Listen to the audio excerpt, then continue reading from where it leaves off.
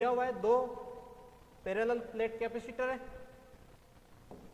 इनके अंदर हमारे पास 3 चार्ज पार्टिकल है, जिनमें से एक की पोजीशन है P1 पे, एक की पोजीशन है P2 पे, एक की पोजीशन है P3 पे। इन पोजीशन पे हमें फोर्स की वैल्यू निकालनी है।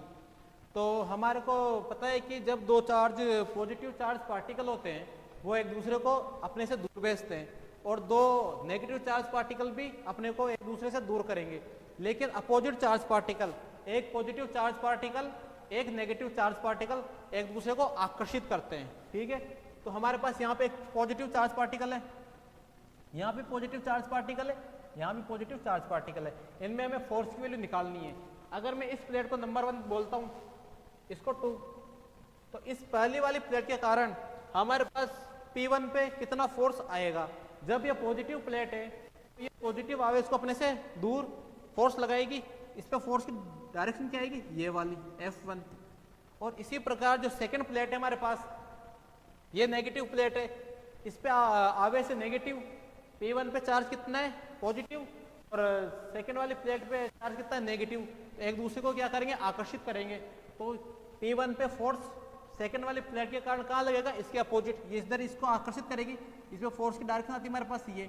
अगर मैं P2 वाले पोजीशन की बात करूं, अगर मैं P2 पोजीशन की बात करूं, तो यहाँ पर जो हमारे पास पहली प्लेट है इस पे आवेश है पॉजिटिव, तो ये क्या करेगी, इसको अपने से दूर भेजेगी। यहाँ पे फोर्स लगेगा F1। F1 क्यों लिखा मैंने, फोर्स आया पहली वाली प्लेट के कारण।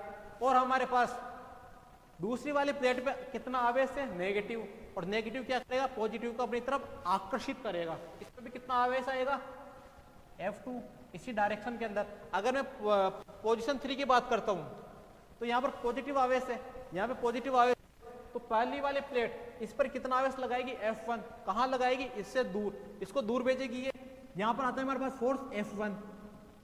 लेकिन जो सेकंड वाली प्लेट है इस पे आवेश चार्ज कितना है, नेगेटिव, और P3 पे जो हमारे पास चार्ज पार्टिकल है इसमें भी चार्ज कितना है, पॉजिटिव।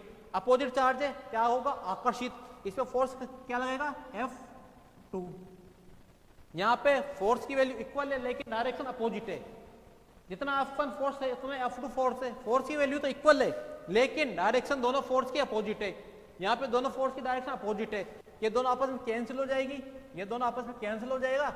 F1 फोर्स कितना है यहाँ पे, 0। F2 फोर्स यहाँ पे कैंसिल नहीं होगा, नॉट इक्वल 0, क्योंकि दोनों फोर्स की डायरेक्शन एक ही डायरेक्शन में, दोनों फोर्स की जो डायरेक्शन है वो एक ही डायरेक्शन के अंदर है, और ये 0, और F3 क्या आएगा यहाँ पे, 0। कौन सा ऑप्शन मैच हो रहा है मेरे पास, F1 0, F2 नॉट इक्वल 0 और F3 0। F1 0, F2 not equal 0, F3 0, option number 2 आया बात समझ में। नेक्स्ट क्वेश्चन में चलते हैं अपन।